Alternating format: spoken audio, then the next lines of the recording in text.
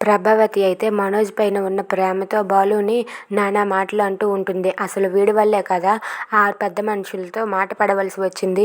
నేను వీడి ఉద్యోగం గురించి మాట్లాడతాను అనేలోపే వాళ్ళ దగ్గర పరువు తీసి గంగలో కలిపేశావు. అయినా నువ్వెందుకు వచ్చావు మధ్యలోకి అని చెప్పి బాలుని నానా మాటలు అంటూ ఉంటుంది. అది విని బాలు అయితే, అమ్మ మహాతల్లి, నీకో దండం, నీ కొడుక్కో దండం, ఇంకెప్పుడు అలా మధ్యలో దూరంలే.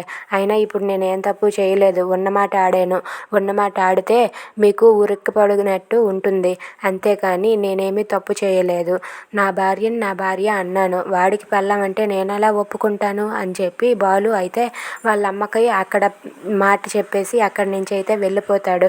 బాలు వెళ్ళిపోవడం చూసి ప్రభావతి అయితే సత్యంతో ఇలా అంటుంది. ఏంటండి, ఏంటి వాడు, కనీసం మీరైనా చెప్పాలి కదా, వాడు ఎలా ప్రవర్తిస్తున్నాడేంటి అని చెప్పి ప్రభావతి సత్యంకి అడుగుతూ ఉంటుంది. ఇందులో బయట మీనా అయితే బాధపడుతూ ఉంటుంది.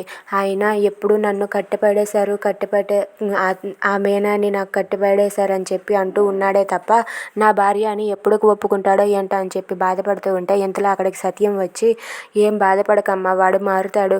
వాడి మార్పు వచ్చాక నువ్వే సంతోషిస్తావు, చూస్తూ ఉండమ్మా అని చెప్పి అంటూ ఉంటారు.